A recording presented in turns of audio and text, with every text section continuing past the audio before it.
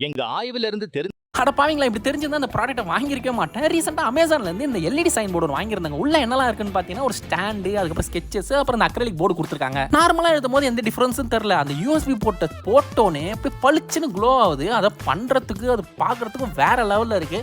இதில் என்ன கலர் பிடிச்சிருக்கு உங்களுக்கு சொல்லுங்கள். எனக்கு எல்லோ ரொம்ப பிடிச்சிருக்கு. இது டிரான்ஸ்பரண்டாக இருக்கிறதுனால குட்டீஸ்லேருந்து பெருசு வரை யார் வேணால் இந்த மாதிரி பின்னாடி பிரிண்ட் அவுட் வச்சு அழகாக வரையலாம். பண்ணுறதுக்கும் சரி, ரிசல்ட்டும் சரி, ஹாரி பாட்டரில் வர மாதிரி வேற லெவலில் மேஜிக்கலாக இருக்குது. நான் சொன்னால ஏன்டா வாங்கணும்ட்டு, ஏன்னா என் ஒய்ஃப் பிடிங்கின்னு போயிட்டு மணி கணக்கில் அதை வச்சு விளையாடிட்டு நானும் ஒரு ஆர்ட் பண்ணுவேன், அதுக்கும் நான் லைக் போடுவாங்க எல்லாரும் அப்படின்னு சொல்லிட்டு ஒரு மண்டேல் ஆர்ட் பண்ணியிருக்கா.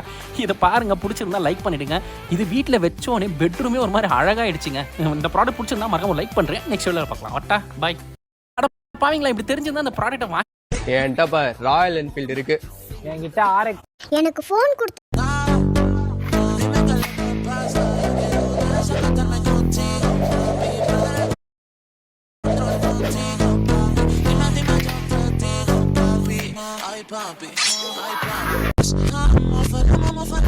இப்போ அழகா இருக்கா சாரா? அந்த ஃப்ளவர் டிசைன்ல கொஞ்சம் ஷேப் கரெக்டா இல்லாத மாதிரி இருக்கு. அதை மட்டும் கொஞ்சம் அட்ஜஸ்ட் பண்ணு. இப்போ பாரு. இப்போ ரொம்ப அழகா இருக்குடி. மிஸ் பார்த்து அப்படியே ஷாக் ஆக போறாங்க. முருகா, என்னடா இவ போர்டு லீடரா ஆனதுதான். ஆனா இந்த ஃப்ளவர் எல்லாத்தையும் வரைஞ்சி ஒரு மாதிரி போர்டே அசிங்கப்படுத்தி வச்சுக்கிறாடா. அது வந்துட்டேன்டி. அங்க பாருடா, தென்னை மரம்லாம் வரைஞ்சி வச்சுக்கிறாடா. அம்மா பவிமா, ஆப்சண்ட் எவ்வளோ பேரோ அது ரெஜிஸ்டரில் எழுதிருமா? நான் போய் மாற்றிடுறேன் மேம். அவ்வளோதான். அந்த 3 எவ்வளோ ஒரு 3 மணி நேரம் எழுதுவா போகிறேன். என்னடா சுற்றி எங்கெங்கேயோ கொண்டு போகிறா. அந்த 3 அவகிட்ட மாட்டின்னு என்ன பாடுபடுத்து போடுறா. சரியான பைத்தியம்டா அவ.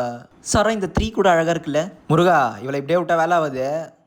சாரா, இப்போ போர்டு பார்க்கவே ரொம்ப அழகாக இருக்குல்ல? பிரேக்கில் நான் என்ன பண்ணுறேன்னு மட்டும் பாடுறா. வரேன் இருடா. என்ன பண்ண போகிறான் இவன்?